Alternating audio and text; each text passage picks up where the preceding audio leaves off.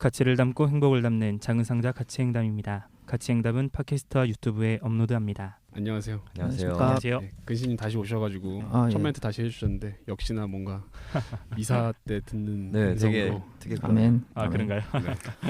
잘 지내셨어요? 2주 만에 다시 뵙네요. 근데 전 솔직히 좀 두려워하면서 지냈습니다. 여기 오면서도 고민을 많이 했는데 어떤 고민을 하셨나요? 꼭 해야 됩니까 오늘 진짜? 저번에 유난히 짧게 올라갔잖아요. 첫 번째 방송도 좀 짧고 두 번째 방송이 20몇 분 그랬는데 그때 네. 우리가 이제 중간에 컴퓨터가 꺼졌다 그랬잖아요. 그래서 뭐 이게 신이 원하지 않는다 뭐 농담처럼 얘기했는데 제가 집에 가서 파일 열어보고서 진짜 깜짝 놀랐습니다. 파일이 재생이 안 되는 거예요. 일부가. 거기 그 부분에 뭐 문제되는 발언이 있었나? 그것도 충격적인 게 우리가 마지막에 술 먹는 얘기 살짝 했잖아요. 신부님들이 네. 예. 취미로 술을 드시는 분도 계신다 하면서 네. 아니 그렇다면 제가 이런 얘기를 안 할 수가 없는데 거기서 딱 끝나. 그래서 그 다음에 우리가 뭔 얘기했어요? 나쁜 얘기를 막 제 기억으로는 고스톱 얘기를 잠깐 나왔던 것 같아요. 제가 고스톱 얘기했었는데 네, 그거 빠졌어요? 그 부분이 빠졌어. 저도 고슴 얘기 엄청 했었는데. 고스톱 그래서 정확히 몇 분이 날아갔는지도 모르겠는데 신부님들의 취미생활 도박 얘기하다가 네, 그게 그래서 날아간 거예요. 딱 하면은 신부님도 운동한다 하고 딱 거기서 끝나버린 거예요. 우리가 술 얘기 살짝 하는 것처럼 운동에서 딱 운동 도박- 점백 얘기 했었던 것 같은데요. 저희가 도박 네, 얘기 얘기까지. 도박 얘기는 하지 마. 하지 마. 그러니까 제 말은 그러니까 그 얘기를 하기를 원하지 않으신단 말이에요. 이 높은 곳에서. 그래서 자른 건데 그걸 다시 못 얘기했다라고. 근신님이 나중에 다 용서해주고 그런가요? 근신 해가지고 자기 혼자 이제 기도하고 미사 보고 하면 되지 않을까. 근신님이 뭐 저는 뭐 그냥 적당히 진실만을 이야기하고 있으니까요. 뭐. 진실은 침몰하지 않습니다. 진장님도 다시 한번 믿음이 네. 없었는지 있었는지 모르겠지만 생기고 있는 거 아닌가. 수변님 계기로. 신상에 뭔 일이 생기면 이제 확실히 생길 것 같아. 이건 아니, 진짜 제가 뭐 그렇게 불경스러운 얘기한 거 없어요. 애초에 시작하신 게 순변님이니까. 저는 저번에 국정원에도 한번 그렇게 말씀드렸지만 항상 얘기하는 게 순변님을 먼저 데려가라. 우리는 잘못 없다. 저를 데려가십시오. 그래서 제가 이 십자가를 지고 가겠습니다. 네, 그래서 한번 근데 좀 많이 흔들리고 있습니다. 같이 행담 계속 가야 되는지.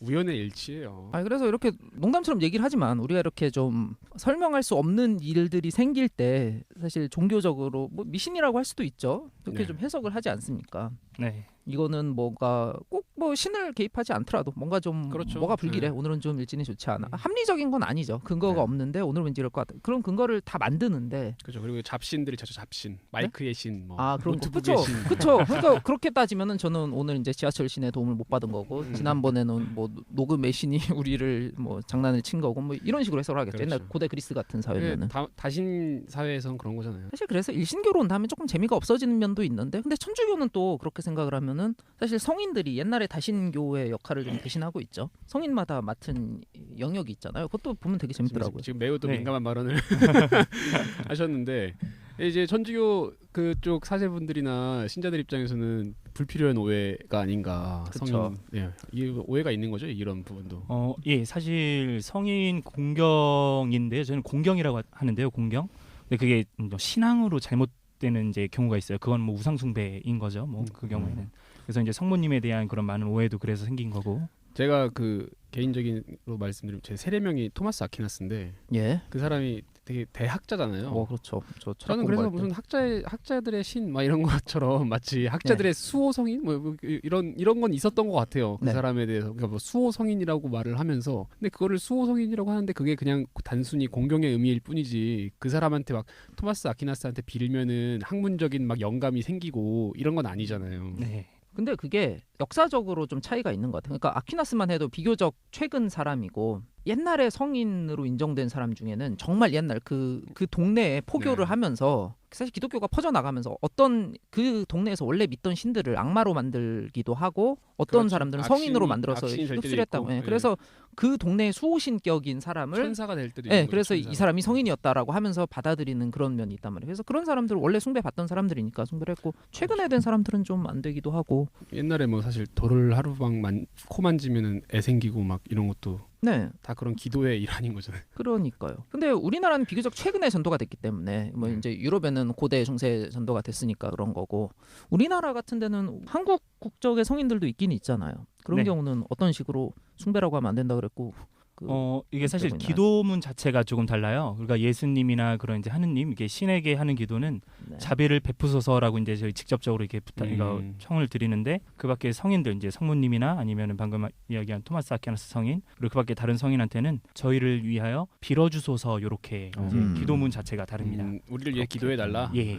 그러면 천사들한테는 어떻게 기도해야 되나요? 천사들한테도 비슷하게. 천사들도 될 것 같아요. 비슷하게. 결국에는 주체에게 기도를 할 때는 달라라고 예. 하는 거고, 다른 사람이 아니지. 다른 성인이나 천사들에게 기도할 때는 달라고 기도해 달라 또 함께 이렇게 되는 해주세요. 거죠. 네. 그러네요.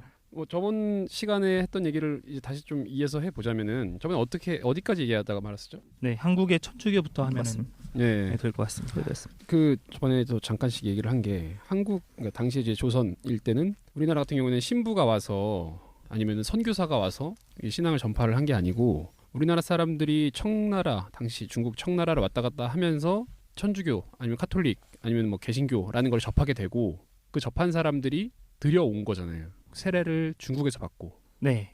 이게 사실 우리나라가 예전부터 공부를 좀 많이 한 그런 민족이었던 것 같아요.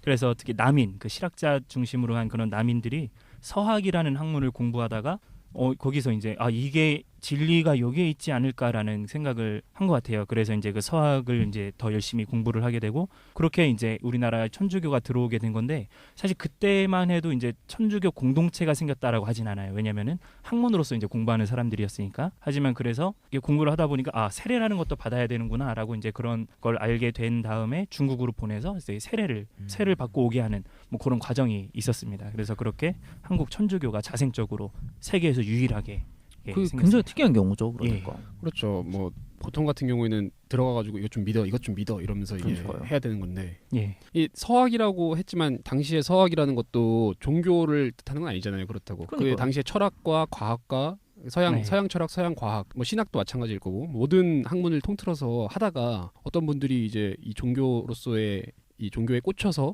네.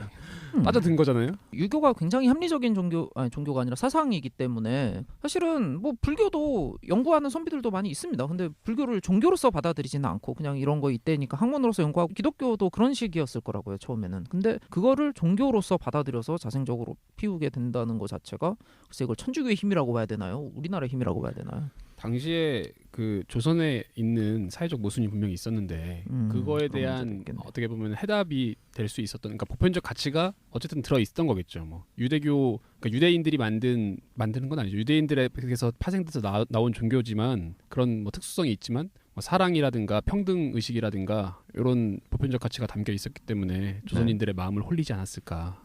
네, 저 생각이 평등이 듭니다. 제일 컸다고 들었어요. 당시 우리나라 이제 노예제도 그런가요? 그 계급 사회였기 때문에 평등이라는 그 가치가 엄청나게 크게 다가왔다라고 이제 많은 기록이 남아 있더라고요. 모든 만민이 평등하다. 네. 이런. 그래서 양반이 이제 농민이나 이제 그 천민들하고 같이 밥을 먹고, 이게 사실 그 당시에서는 생각할 수가 없는 일이었는데, 그거를 체험한 천민들, 농민들에게 있어서 그 천주교가 자기들에게 준 그 힘은 어떻게 표현할 방법이 없었을 정도라고. 저는 그것도 정말 신기한 게, 카톨릭이 로마로 퍼져나갔을 때는 그 하층민한테서 퍼진 거로 알고 있어요, 처음부터. 근데 이게 우리나라 같은 경우는 특이한 게, 노비들한테 처음에 퍼진 게 아니고 중국으로 왔다 갔다 할 수 있을 정도의 양반이나 중인들이 먼저, 그렇죠. 네, 그 어떻게 보면은 귀족이죠. 그 서양으로 따지면 귀족들이 먼저 평등한 이걸 받아들이고 와가지고도 전파를 하고, 자기들도 똑같이 그 사람들과 동일한 입장에서 생활을 해서 공동체를 만들어 나가는 과정을 거친 것으로 알고 있는데, 상당히 특이하다고 생각이 들었습니다. 네, 저 세계에서 유례없는 일입니다. 자랑스러우신가 봅니다. 우리 한국인으로서 자랑스럽죠. 회사 자랑 그만하시고. 근데 그 전에는 못 왔던 거잖아요. 예수회라든가 그런 해외 선교 단체들의 활동이 우리나라에 있는 조선 후기까지 미치지 못한 이유랄 게 있나요? 뭐 워낙에 왜 중국만 그렇게 파는 거예요? 중국 시장이 커서? 그러니까 사실 최초의 한국 조선인 신도는 임진왜란 때 생겼다고 그러죠. 이게 우리나라에서는 좀 힘들긴, 그러니까 잡아가서 네. 그 일본에서 살았던 사람들 많이 있는데, 그 일본 서쪽에 슈슈 네. 쪽에 이제 아예 영주 자체가 다이묘가 기독교 신자인 경우가 꽤 있었어요. 그래서 거기 잡혀간 사람들은 기독교로 개종한 경우가 꽤 있었다고. 그러니까 그 일본 그때 그 임진왜란 때 외장 중에 귀순한 사람이 종교가 이 네, 그런 경우가 꽤 카톨릭이나 있었어요. 뭐 그래서 그런 거 아무튼 아닌가요? 가톨릭 교도가 네. 밟은 거죠, 한국 땅을. 결과적으로 일본은 현재까지 왔을 때는 종교가 말랐잖아요. 그쪽에서 아예 없잖아요. 네, 그렇죠. 거의 지금 없죠. 일본은 이건 워낙에 지금, 특이한 나라라고 하죠. 천주교가 좀 약한 편이죠. 일본은. 있긴 있나요? 성당이 있어요? 예, 성당도 있고 신부님들도 있는데 보통 우리 한국에서 많이 신부님들이 가고 요즘은 최근에는 일본에서도 신부님이 태어나고는 있지만 해외 신부님들이 더 많은 현실입니다. 아직도 거기는 예, 불모지네요. 예, 진짜 특이한 것 같아요. 이거. 중국도 아마 그럴 거고. 예, 중국이야 뭐 지하교회나 아니면은 국가교회라고 해서 이제 아예 정부에서 신부를 임명하는 뭐 주교를 임명하는 뭐 그렇죠. 그런 분위기가 어떻게 있으니까요. 보면 동아시아, 그러니까 한중일, 동아시아도 그렇고 동남아시아까지 합쳐도 필리핀 정도 빼고는 필리핀은 근데 이제 식민지 시절을 거쳤으니까 네. 카톨릭이나 그렇죠. 뭐 개신교가 훨씬 필리핀이 철저한 많지만 네. 가톨릭. 나머지 곳은 뭐 불교라든가 뭐 기존의 자기들의 문화가 중국도 마찬가지고 일본도 마찬가지고 그대로 자리를 잡았는데 이 대한민국만 어떻게 보면 특이한 것 교회와 같아요. 네. 성당이 엄청나게 많은 그거를 차지한 네, 그러게 말입니다. 신부님들이 열심히 포교를 하셔서 그런. 그 현상에 대해서 뭐 어떻게 정확히 뭐라고 말씀드릴 방법을 모르겠는데, 근데 보통 세계 교회사 안에서 보면은 순교자가 많이 나온 땅일수록 더욱더 이제 신자 수가 많아진 그런 통계가 있긴 있어요. 그래서 지금 베트남의 경우만 해도 엄청나게 많은 순교자가 있었고 지금도 이제 천주교 신자나 이제 성당 신부님들이 매우 많고요. 아 베트남도 많아요. 베트남도 베트남도 많아요. 엄청 많아요. 프랑스 그리고 영향인가 거기는? 프랑스 영향도 아무래도 있긴 하겠지만 교회가 아까 방금 말씀드린 교회사적으로 봤을 때는 그 순교자의 힘이 컸다고 봐요.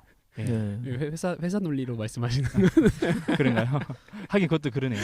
그런데 일단 우리 한국 천주교에도 이제 많은 순교자가 있었고 네. 그리고 지금은 이제 또 그 세계 교회에서 다른 데랑 비교해 봤을 때 그렇게 비슷하게 이제 신자 수가 많다고 해야 되나 아무튼 많은. 저는 지금 드는 생각인데 중국은 좀 논외를 치더라도 일본 같은 경우에는 그 당시 이제 중세에서 근대로 넘어간 이 시점에 자기들이 주체적으로 그 모순을 해결해 나갔잖아요. 뭐 메이지 유신이라든가 맞아요. 뭐 이런. 근데 지금 우리나라 같은 경우에는 그 조선 시대 같은 경우에는 그런 게 없었으니까 혹시나 더 강렬하게 이 새로운 걸 받아들이려는 마음이 아예 뒤집어져 버린 거죠. 그러니까 점진적인 개혁이 있었으면 천주교나 개신교가 이 정도로 자리를 잡지 못했을 것 같은데 그 모순을 사회 지도층이 뭐랄까 부드럽게 개혁해내지 못하고 뭐 나라가 일본에 먹히고 뭐 이런 힘든 과정을 겪었으니까 더 이제 새로운 그래서 어떻게 보면 서양 문물이라면 서양 문물이고 종교로서 신앙으로서 이게 확 자리를 잡은 게 아닌가 그런 생각도 좀 드네요. 예, 그렇게 볼 수도 있겠네요. 지금 저 듣다 보니까. 네. 하여튼 회사 자랑 많이 하셨고 한국인이 이거를 저는 온전히 믿는 게 가능하냐 이런 저희가 얘기를 해봤었는데 저 같은 경우에는 어렸을 때부터 이게 다니고 있었던 사람이라 가지고 태생적으로 받아들여져 있는 사람이거든요. 완전히 머리로는 모든 교리를 이해하지는 못하지만 뭐 신이 있다든가 그리고 천국과 지옥 뭐 이런 개념에 대해서는 전 너무 이게 습득이 돼 있어가지고 어떻게 보면은 토종 한국인의 그 철학이 아닌 거죠. 제 생각엔 제가 그렇거든요. 다른 분들은 뭐 자강님 같은 경우에는 사실 전혀 종교에 물들지 않고 네. 사셨잖아요. 네. 어떻게 생각하세요? 이거를 이해할 수 있어요? 다른 사람들이 종교로서 하느님이나 뭐 하여튼 저는 항상 항상 궁금했던 게 그러니까 교회를 다니는 사람들 있잖아요. 그러니까 저 사람들이 정말 믿어서 다니는지 아니면 그냥 뭐 어떻게 뭐 가족적인 이유나 지인 어떤 그런 관계 때문에 사실 별로 그닥 믿기진 않지만 계속 해오던 거고 그냥 습관적으로 가는 건지 그러니까 되게 궁금했었거든요. 문화 현상의 일환인 게 아니냐. 네. 그 저번에도 말씀드렸잖아요. 저번 시간에 아무래도 북한보다는 덜 우매할 텐데 그건 또 모르죠. 누가 더 우매한지는. 근데 진장님도 어쨌든 가족분들이 어머니 아버지가 교회를 신앙을 갖고 계시니까 어느 정도 이해는 하실 거 아니에요. 근데 저도 뭐 교리를 가족들끼리 뭐 진지하게 얘기를 한다기보다는 뭐 어머니 아버지가 사이가 좋을 때 같이 손잡고 교회 나가시고 예. 사이 안 좋을 땐 둘 중에 하나가 사이가 안 좋을 때 가야 되는 거 아니에요? 그러니까 싸우고서 가시죠 이제. 싸우고. 그런 식으로 해서 저는 교회가 우리 가족의 평화를 주는구나 뭐 이런 식으로는 생각을 했고 어릴 때는 뭐 교리를 고민하면서 다니나요? 그렇죠. 어렸을 때는 뭐 그냥 놀러 다니는 거죠. 뭐. 아니 근데 저도 이제 어릴 때 보면 제 흑역사 중에 하나인데 네. 하나님한테 편지를 쓰고 막 그랬습니다. 편지를 일기장에다 해서. 여자를 주십시오. 뭐. 아니요 진짜 어릴 때 정말 경건하게 썼어요. 어릴 때. 10살 11살 그때 쌀 때요. 그래서 여자를 제가- 주세요라고 쓰면 제가 어릴 때 산타클로스 할아버지 선물 주세요. 아니요. 이럴 나이인데. 굉장히 종교적인 아, 좀- 고민이 담긴 막 이런 거. 그 아직 지금도 갖고 계세요? 제가 어릴 때 일기장 다 갖고 있는데 그것만 네. 버렸습니다. 그것만. 나중에 좀 커서 보니까 왜 아, 지금 그걸 지금 그러니까 제가 한 중학교 때쯤에 얘기했어야 버린 것 되는데. 같은데 지금까지 가지고 있었. 그래서 지금 내용이 정확히 기억이 안 나요. 근데 지금까지 갖고 있었으면 좀 기억. 귀여웠을 것 같은데 그 성경적으로 얘기를 하면은 그 어떤 부잣집인가? 그래서 둘째인가 막내인가가 네. 집을 나가가지고는 돌아와도 잘 예. 받아주잖아요. 네. 그런 지금 상황이네. 지금 집 나갔네 지금 보니까. 아, 예. 맞아. 제가 이런 식으로 얘기하면 굉장히 먹음직스러운 이렇게 얘기하면 아무튼 반항하는 예, 아들아 전도할 돌아오거라 하면 대상으로 보는데 좀 귀찮아서 안 나갑니다. 귀찮아서 안 나가고 계시고. 언제든지 들어오셔도 됩니다. 예. 네. 그러니까 근데 제가 성당을 좋아하는 게 이런 데 있어서 진짜 무한하게 쿨하시더라고요. 예. 전혀 말을 던질 우리는 않아요. 좋긴 한데 전혀- 니 싫으면 말어 이러면서 완전 그런 게 좀 쿨하시더라고요. 있죠. 그래서 진짜 편합니다. 근데 교회는 이거 교회 따라 다르긴 한데 네. 아 진짜 정말 이 좋은 걸 왜 안 해? 이러면서 끈적끈적하게 달라붙는 분들이 있어가지고 네. 그래서 이런 얘기 아예 안 하잖아요. 그런 면이 이런 있죠. 얘기를 예. 편하게도 못 해요. 그래서 그분들이 진짜 궁금해요. 전도하는 분들. 그들은 진짜 신념이죠. 진짜 신념이에요. 하나님의 일을 하려고 하는 건지 네. 이건 아, 사실 왜 하는 건지를 정말 모르겠더라고요. 근데 정말 사명감 있어서 하시는 분들이 있어요. 근데 그 와중에 이제 정말 주판 굴리면서 하는 분도 있고 네, 하나하나 그러니까 돈을 이게 보이는 섞여 분도 있을 있으니까 또 헷갈리는데 맞아요. 예. 전교하는 분들도 진짜 순수한 분들이 있긴 있는 것 같아요. 있어요, 있는데 확실히 그러니까 있어요. 그게 이제 그 표현 방식이 불쾌하냐 유쾌하냐 이건 좀 다를 수 있겠지만 그런 부분들이 분명히 있긴 있고 그리고 진짜 영업하는 마인드로 완전 내가 사업하는 교회 가가지고 내가 10명 데리고 왔어. 내가 50명 데리고 왔어. 100명 데리고 왔어. 이런 게 자기 실적이 되고 자기의 자존감이 되는 분들이 있어요. 네. 그래서 그러고 좀 또 길 가다가 문제죠. 보면은 막 사람들 자꾸 전도 나가는데 막 이렇게 팻말 같은 거 막 걸고 확성기 들고 막 불신지옥 불신지옥 막 외친 사람들 있잖아요. 네. 그런 사람들은 저주하는 거죠 우리를 지옥 갈 거라고. 그런 사람들은 왜 그러는 거예요? 모르겠어요. 그 신앙심이 사람들은 과도해서 그러는 건가? 근데 그런 아니면 분들은 진짜 정상적인 그 개신교의 종파인지도 사실 전 좀 궁금해요. 저 그것도 아니 궁금했고 그건 신약 성경 보다 보면 대놓고 성경 구절에 그러지 말라고 나오잖아요. 길거리에서 뭐라 그럽니까? 뭐 망령되게 떠들지 말라고. 아무튼 큰 소리 내면서 길거리에서 전도하지 말라고 하는 얘기가 있잖아요. 그렇죠. 그 당시에 그런 모습을 보면은 그 예수님이 성전 네. 성경에 이렇게 나오잖아요. 성전에서 장사하지 말라고. 장사하는 사람들을 다 뒤집어 엎어버린단 말이에요. 막 되게 깡패 네. 같은 느낌으로. 그게 이제 유일하게 화내신 부분이죠. 네, 그게 이제 예수의 좀 인간적인 면모에 접근하려고 하는 사람들한테 굉장히 재밌는 구절이죠. 되게 매력적인 부분이죠. 사실. 네. 당시에는 되게 경외시되는 그 성전에서의 그 사람들 어떻게 보면 분명히 그 유착 관계가 있었을 거라고. 그 그렇죠. 당시 그렇죠. 유대교의 그 높으신 분들과 그 성전 앞에서 장사하는 사람들은 분명히 유착 관계가 있었을 거고 거기서 이 재물을 가져가다가 바치면은 너에게 복이 올 거다라는 식으로 분명히 이 고리가 있었을 거라고요. 근데 이제 그거를 하지 말라 예수님이 강하게 깽판을 치신 거죠. 그러니까 뭐 얼마나 밉보였겠어요. 그 돈 벌기 좋은 구조를 예수님이 하지 말라는 식으로 지 멋대로 막 뭐 뭣도 아닌 게 사실 당시 유대교 그 그렇죠. 높으신 분들이 보기에는 그랬을 건데. 아니 그 근신님은 어때요? 근신님은 모태 신앙인가요? 네, 저도 모태신앙입니다. 아 그래서 거의 다 비슷하네. 장학님 빼고는 그러네요. 이거에 영향을 받은 사람. 그러니까 우리는 분명히 한국 사람들인데 개신교나 천주교나 이게 워낙 많으니까 되게 많아요. 이런 식으로 어렸을 때부터 그러니까 죽을 때까지 열심히 다닌 사람은 아니지만 조금씩은 다 그 내재적으로 이게 좀 들어와 있다고 이미 우리나라 사람들은 많이. 그러니까 그게 우리나라의 전통이 아니라고는 하지만 사실은 한 개인사 안에서 보면은 태어날 때부터 있었으면 그냥 나한테는 원래부터 있는 거거든요. 그렇죠. 그럴 수도 있죠. 그래도 우리나라 사람들이 그래서- 이게 웃긴 게 불교도 내재화돼 있어요. 제 생각에는. 유교도 내줘야 되고. 유교도 어느 정도 있고. 맞아요. 우리 수학여행 때 다 절 한두 번 안 가본 사람 없고. 불국사 꼭 가고요. 그렇죠. 네. 그리고 설날 때마다 물론 아주 독실한 집안에서는 안 지내지만 제사 지내고. 네. 절 한 번 하는 정도 그렇죠. 그거 안 하는 기독교인도 있고 뭐 그 있지만. 정도야 뭐 그냥 하는 사람들도 있고. 뭐 고기 한번 숙여주지 하는 사람도 있고 그러잖아요. 사실 가톨릭이라는 말 자체가 사실 보편적인이라는 뜻이에요. 카톨릭이라는 그렇죠. 말 자체가. 그래서 보편적인 진리는 사실 시대와 민족 그리고 그런 모든 걸 초월하잖아요. 그런 면에서 봤을 때 우리나라 사람들에게 좀 그게 맞는 부분도 아마 있었다고 저는 생각을 해요. 그래서 만약에 천주교에서 만약에 말도 안 되는 것들, 만약에 부모님께 이제 폐륜하라 뭐 이런 것들을 가르쳤다면은 아마 이만큼 많은 사람들이 이제 믿을 수 있었을까? 이건 또 믿지 이제 않는 거죠. 부모는 버려라. 네. 막 이러면서.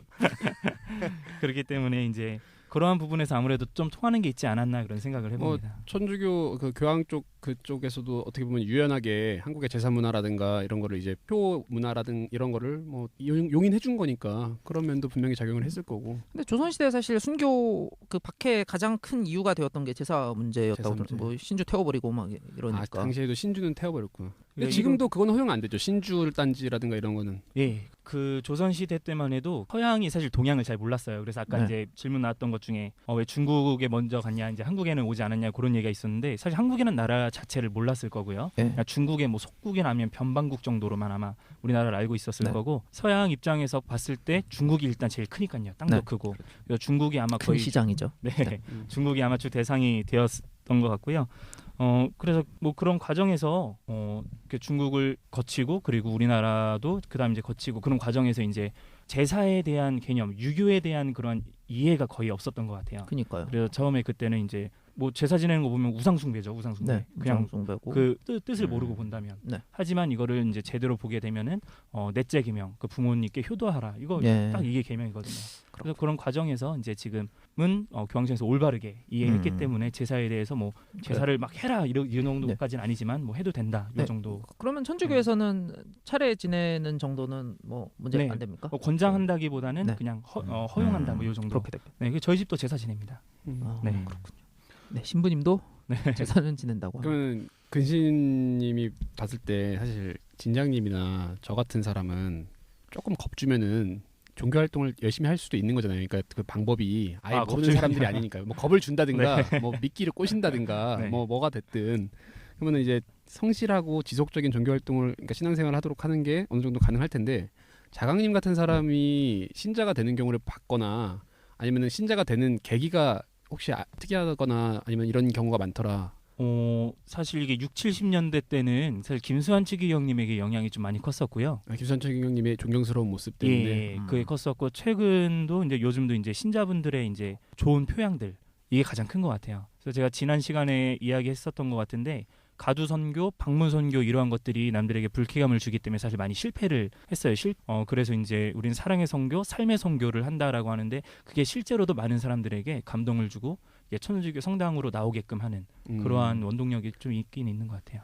그 개신교에서 간증하는 거랑 비슷한 느낌이네. 간증, 비슷하다고 볼 수도 있을 것 같아요. 그러니까 간증이 좀 더 직접적인 거라면은 지금 카톨릭에서는 너희들이, 그러니까 사제가 신자 한 명에게 이제 훌륭한 삶을 살아라 뭐 이런 네. 얘기를 하고 그 사람이 주변 사람들한테 또 좋은 영향을 줘서 갖고 온다 그런 거잖아요. 네, 신정님 뭐, 제가 간증 얘기가 나와가지고 네. 제가 교회 가서 간증한 적이 있거든요. 와, 아니 신앙도 없이 간증을 간증을 본 것도 어떻게 해? 아니고 간증을 했다고요? 아니 그 한번 연락이 오는 거예요. 네. 그러니까 거기서 이렇게 좀 목사분들이 막 인권 활동을 하나 봐요. 그러면서 막 그쪽도 탈북자들 좀 지원하는 기독교 교회죠. 예. 그런가 봐요. 근데 막좀 NGO 단체에서 뭐 우리가 탈북자 어떤 사람을 몇 명 데리고 오려고 한다. 후원금 좀 보내라면은 막 신자들이 모아서 내나 봐요. 막 그런 걸 했는데 저도 그런 걸 받았대요. 그래서 와서 간증을 해달래서 난 뭐 아무것도 없는데 네. 뭐 간증이 뭐냐고 어떻게 하냐고 했더니 지금의 뭐 힘든 게 그러니까 넘어왔던 경험을 기승전 하나님으로 가면 되는 아니 거예요. 그래도 가서 좀 막 그런 게 있는 사람인지 아닌지는 알아보고 해야 되는 거 아닙니까? 그냥 몰라요. 하래요? 그러니까 이 사람들의 말은 내가 믿지 않아도 네. 하나님은 존재하고 이렇게 어려운 분들을 도와준다가 맥락인 거예요. 본인의 가서, 힘든 경험을 네. 말해달라. 그래서 막 그래서 막 힘들 때 막 간 거는 너무 무섭다. 그래서 나도 모르게 막 하나님을 외쳤다.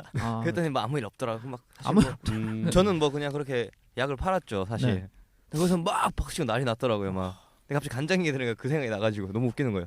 나 그때가 왜 했지? 또 돈을 준다길래 갔죠. 네. 이렇게 말하면은 될지 안 될지 모르겠는데 걔는 뭐 들어보고 탈북자들이 한국에 와가지고 네. 교회를 엄청 많이 다닌단 말이에요. 그렇죠. 제가 생각하기에 그 사람들이 얼마나 순수한 신앙은 신앙심에 얼마나 있었을까? 있어서 가냐. 사실 가면은 장학금 주고 막 돈 주고 한단 말이에요. 그게 사실 사실- 한국 적응하기 힘든데 네. 그쪽에 기독교 단체가 도움이 많이 되죠. 네, 그리고 그런 친구도 상황에서. 있고 근데 그리고 아니, 그들이- 외로우니까. 네, 신앙심 때문에 가는 건지 사실 저는 신앙심은 아닐 것 같거든요. 제 생각에는. 근데 뭐 거기 제 생각에는 네. 그런 그 교회, 그러니까 뭐 개척교회나 목사님들도 그걸 당연히 아실 것 같아. 그리고 10명을 도와줘서 한 명의 신앙심만 생기더라도 자기들은 성공이다라고 생각하지 않을까. 제가 아는 친구들은 다 이렇게 장학금 끊기가 다 나오더라고요. 그러니까 보통은 다 그럴 거예요. 네. 보통은 그럴 건데 이제 그 중에 그래도 이걸 아예 접할 수가 없는 사람이, 그러니까 보통 접하기가 어려우니까 접하는 기회가 된다고 생각하시겠죠. 그리고 저도 이제 천주교 신부이긴 하지만 그 목사님들 중에서 되게 열심히 하시는 분들이 계세요. 근데 그런 분들이 사실 우리가 이제 영업사원이라고 이제 이야기를 했었잖아요. 근데 영업사원 마인드로 보면은 사실 좀 이해가 안 되는 부분이 있는데 제가 사실 영업사원에 대해서 이제 다른 신자분들도 그렇고 차라리 자원봉사자라고 해라. 그게 나을 것 같다라고 이제 이야기 많이 해주셨어요. 그런 차원에서 보면은 저 사람이 우리 교회는 다니지 않더라도 자 이게 내가 예수님의 사랑을 이렇게 실천할 수만 있으면 이 사람들이 조금이라도 체험할 수 있으면 그걸 하는 게 낫겠다라고 생각하시는 목사님들 많고 아마 그런 차원에서 이제 탈북민들을 위해서도 이렇게 하시는 게 아닌가. 그리고 그러네요. 근데 선교가 안 되더라도 그분들은 그렇게 생각하시겠네. 이게 나의 그 복으로 쌓일 거다 이렇게 이게 생각하시겠네. 내가 하나님의 사랑을 이런 모르는 사람한테 전달했다 자체로만으로도 어떤 신은 사명감을 날 알아줄 다했다. 거다. 난 네. 신은 날 알아줄 거고.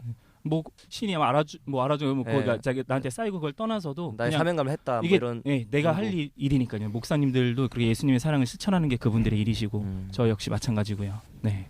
제가 오해했던 부분일 수도 있겠네요. 그러면 그러니까 어떤 교회나 이런 사람들의 활동 목적이 기본적으로 전도고 이 사람을 어떤 신자로 만드는 게 목적이라고 생각했었는데 이렇게 얘기 들어보니까 사실 두 가지 측면이 다 있는 거죠. 네. 자기의 성화 말 그대로 자기의 신앙을 위해서 네. 본인 만족. 네, 원래 기본적으로는 사실 그런 사실 영업 마인드는 사실 아닌데 뭐 현실적으로 그렇지 않은 모습이 더 많으니까 네. 아마 그렇게 생각하시는 게 당연할 수도 있을 것 같아요.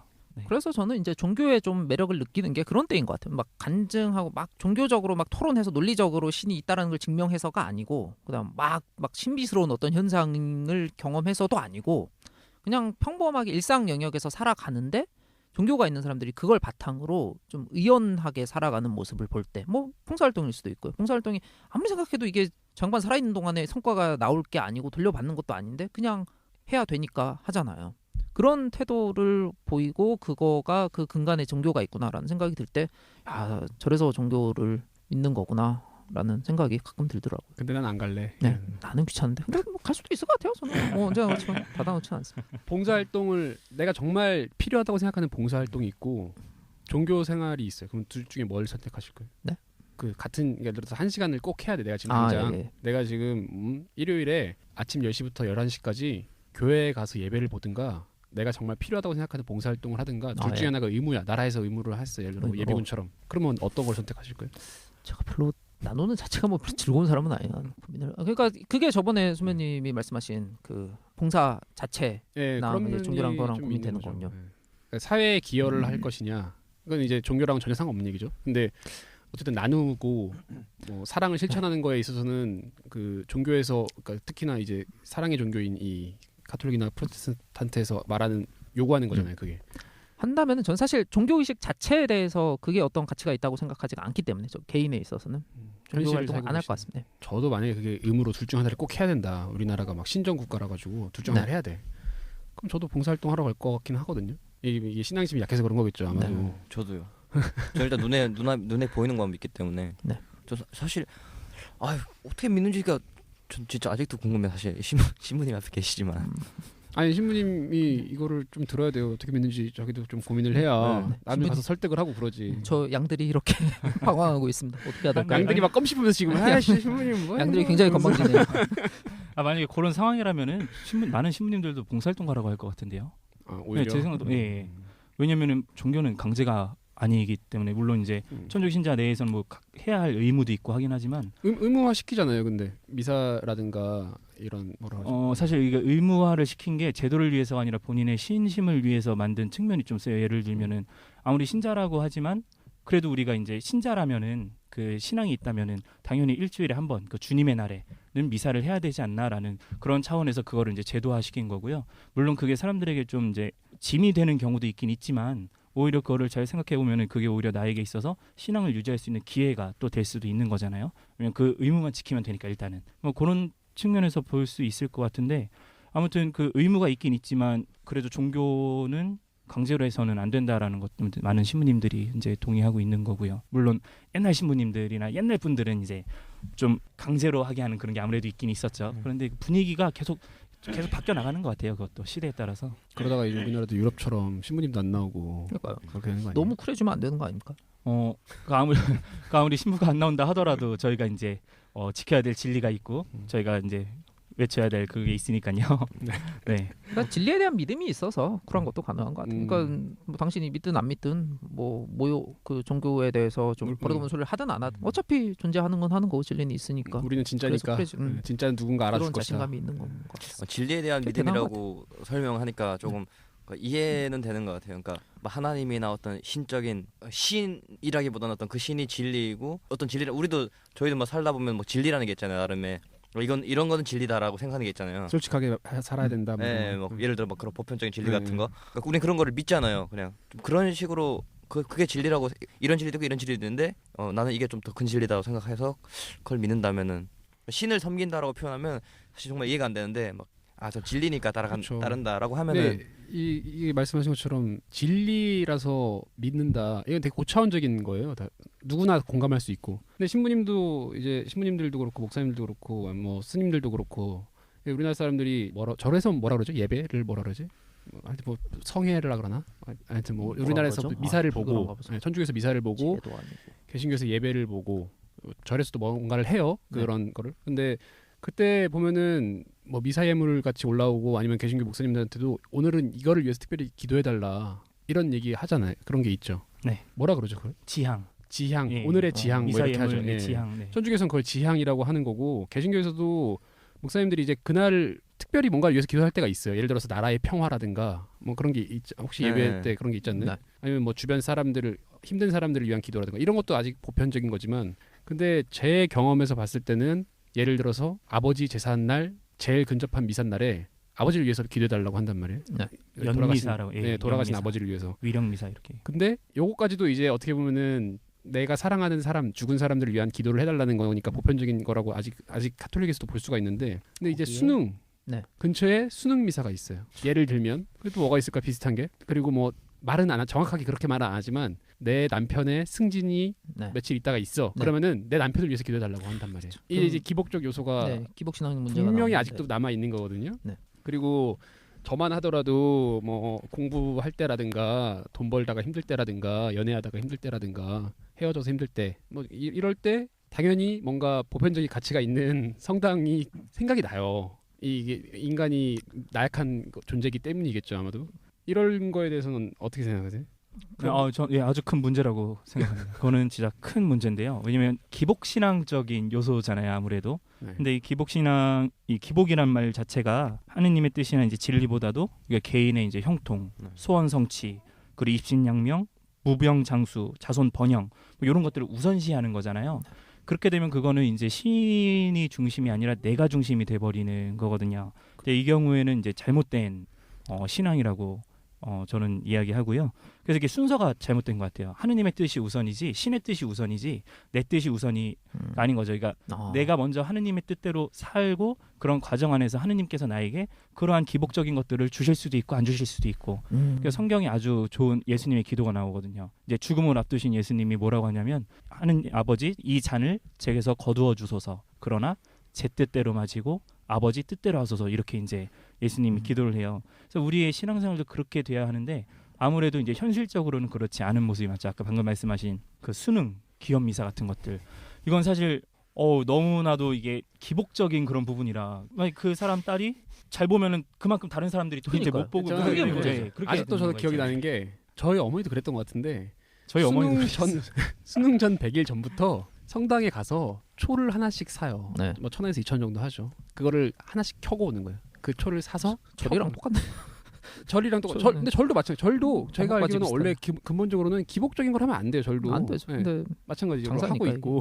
그래서 이제 그거에 대한 비판이 워낙 많이 나왔었어요. 신부님들한테도. 그래서 요즘은 그 수능기업 미사를 할 때 어떻게 하냐면은 이 아이가 수능을 잘 보기를 이게 하는 게 아니라 사실 수능의 목적이 물론 이제 대학교이긴 하지만 궁극적인 목적은 그 우리가 행복을 찾아가는 그 과정이잖아요. 삶 안에서. 네. 그래서 이 아이가 하느님의 뜻 안에서 참된 행복을 찾아갈 수 있기를 바라면서 그렇게 지향을 이제 그러니까 수능을 못 신부- 봐도 네. 마음은 편안한 그렇죠. 이런 신부님은 근데 이제 신부님은 앞에서 그렇게 네. 얘기하고 있고 밑에 네, 앉아 부모님은 있는 아니야. 신도들은 아니야. 우리 아들만은 우리 딸만은 이러면서 그러고 그래서 그거에 대해서 올바르게 이빠른 얘기하면 되게 안 좋아하시죠. 안 좋아하시죠. 네. 엄청나게 안 좋아하실 거고. 근데 이런 게 되게 이건 이제 수능에 관련해서 이제 우리가 화가 날 수 있는 얘기인데 이게 우리나라는 그런 경우 이제 있죠. 우리나라도 박주영 선수가 골을 넣은 다음에 기도를 한단 말이에요. 그렇죠. 네. 골을 내려줘서 기쁜 건지 앞으로도 골을 내려달라 그러는 건지 모르겠지만 그리고 해외 아니 축구 선수들도 근데 골 네. 넣고서 막 신을 가리키면서 하늘을 네. 쳐다보거나 그렇긴 이제 해요. 아니 뭐 이슬람 쪽 신도들 같이 네. 뭐 땅에다가 그 절을 하는 그런 걸 볼 수가 있어요. 네. 근데 그 팀의 그분만 신앙인이 아니고 상대 팀도 신앙인이 있단 말이에요. 키퍼는 보면. 그렇죠. 무슨 죄입니까? 키퍼 자기 그렇죠. 통산 성적 깎이는 이 건데 씨는 그러니까요. 왜 얘만 같은 신인데 같은 신을 다 믿고 그러니까요. 있는데 차별을 편애하는 거 아니에요, 그러면. 편애를 받았다고 자기 좋아하는 거고 그럼 신을 되게 쫌스럽게 만드는 점스럽게 건데. 얻는 거죠. 근데 이게 이제 스포츠 경기에서는 웃으면서 넘어갈 수 있는 정도지만 종교 그렇죠. 전쟁이 되면은 다 어떻게 보면은 유럽에서 자기들끼리 같은 신앙인들끼리 싸우면서도 막 카톨릭과 예를 들어서 개신교가 전쟁을 했을 때는 네. 우리 신이 진짜다 이러면서 막 싸우는 그렇죠. 거잖아요. 그러니까 그거는 상대는 진짜 신이 아니라고 하니까 뭐 정당화가 되는 거죠. 기복 얘기하다가 갑자기 뭐 또 여기까지 왔는데 하여튼 기복적인 그 부분 예를 들어서 지금 카톨릭에서 제가 또 생각이 나는 게 카톨릭은 천국 지옥 개념만 있는 게 아니고 연옥이라는 개념이 있잖아요. 네, 연옥이 있죠. 간단하게 설명을 해주신다면 어떤 건가요, 연옥이? 연옥은 정화의 과정을 거치는 곳인데요. 좀 이제 쉽게 설명드리면 천국 가기에는 뭔가 좀 부족하고 이게 지옥 가기에는 이게 그렇게 나쁜 놈은 아니고 나머지 네. 공부하는 곳인 거잖아요.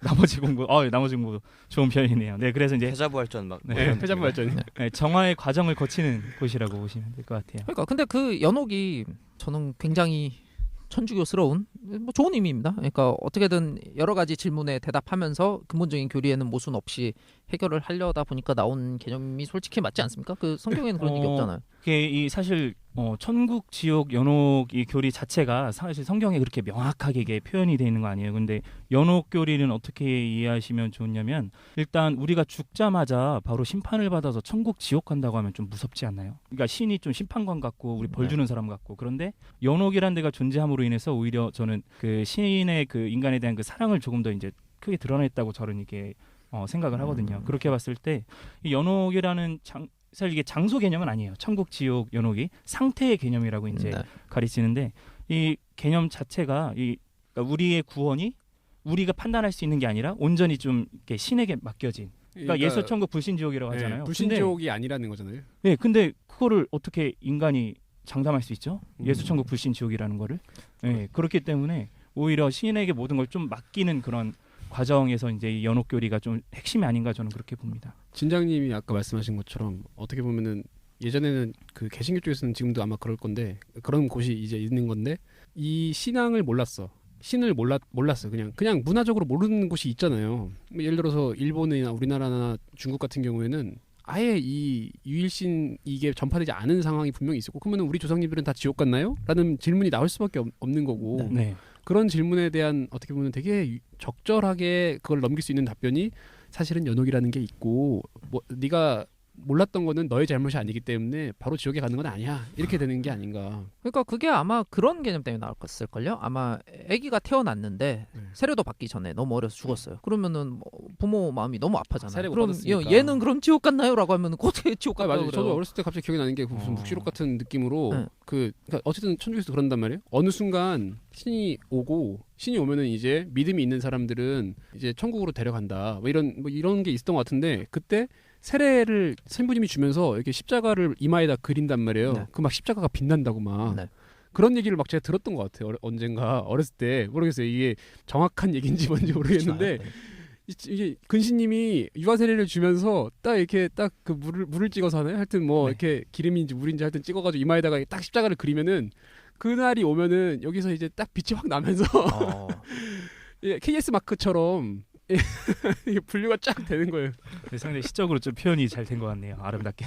아름답게 된 거. 그러니까 원래 제가 인호가 새겨진다고 이제 하거든요. 아, 인호가 네. 새겨진다고 하는데 네, 빛이 나는. 저는 어렸을 때 근데 얘기 들으면서 되게 빛나면 무서웠어요. 멋있겠네. 네. 무섭더라고 근데. 그럼 연옥이라는 어떤 그런 상태에서 어떤 재교육이라고 해야 되나? 재교육이나 어떤 다시 나의 마음을 바로 고치면은 천국 갈 수 있는 거예요? 예, 연옥에 계신 분들은 천국에 뭐 가실 수. 시간 문제예요. 가능성은 시간 문제. 있다. 그러면은 제가 여기서 얘기할 거는 게 그것 때문이에요. 네. 연옥에서 그 연옥에 있는 사람들 제가 예를 들어 죽어요. 순변이 죽어서 근데 진장님이 혼자 살아가지고 나를 위해서 잠깐씩 기도를 해주는 거야. 5초 기도했어. 그럼 이게 단순하게 말하면 5초 기도하면은 내가 연옥에 있는 시간이 5초 짧아지는 거예요. 그러면 아까 그 그렇게 네. 처음부터 수치로, 네. 그러니까 종교를 접하지 못했던 사람들이 있잖아요. 처음부터 종교라는 존재에 대해서 몰랐던 사람들. 네. 그런 사람들 연옥에 갈 거 아니에요. 사실 착하게 살면. 그분들이 이게 그러니까 예수님이 돌아가셔 3일 만에 부활하셨잖아요. 그때 예수님께서 어디 가셨냐고 하면 그건 이제 지하 이거 너무 신학적으로 복잡해진데. 근데 지하 세계에 가셨다가 그 전에 죽었던 모든 사람들 그런 사람들을 다 데리고 이제 하늘로 가셨다 이제 우리가 이렇게 이제 설명을 하기는 하는데 그 다음에 죽은 사람들은 그러니까 이제 이게 왜냐면 구원의 문제는 인간이 쉽게 이야기할 수가 그러니까 인간이 모르는 거죠, 사실.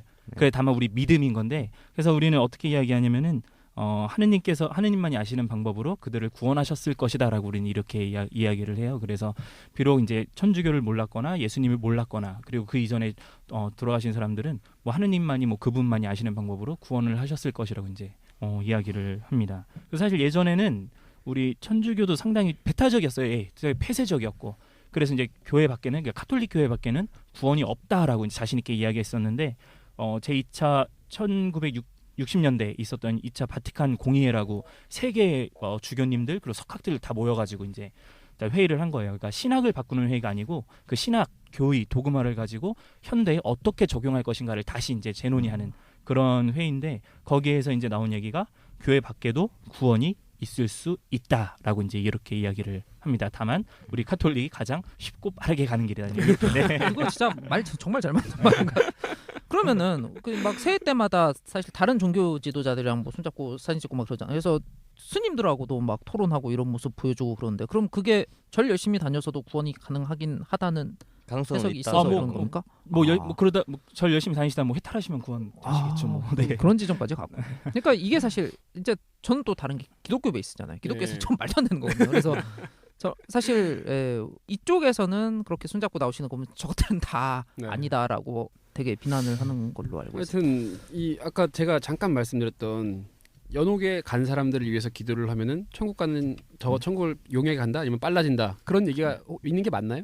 네. 그런 게 그러니까 맞죠. 그분들이 그러니까 우리의 기도가 필요한 분들이기 때문에 그것도 어떻게 보면 연옥에 기복신앙적인 면이 있는 게 아닌가라는 게 저희가 궁금한 그런데 이 거였거든요. 기복이라는 말이 기복이라는 것은 사실 현세의 복이 목적인 거고요. 현세 복이 그리고 목적이 그거 이제 아니다. 내세에 계신 분들이기 때문에 그래서 뭐 다른가? 기복신앙적인 요소라기보다는 그리고 그거 한다고 죄송해야 돼요. 피해 보는 거 아니잖아요. 네, 그런 건 없죠. 남이 네. 피해 보는 건 전혀 없죠. 거기도 대기순이 밀리나?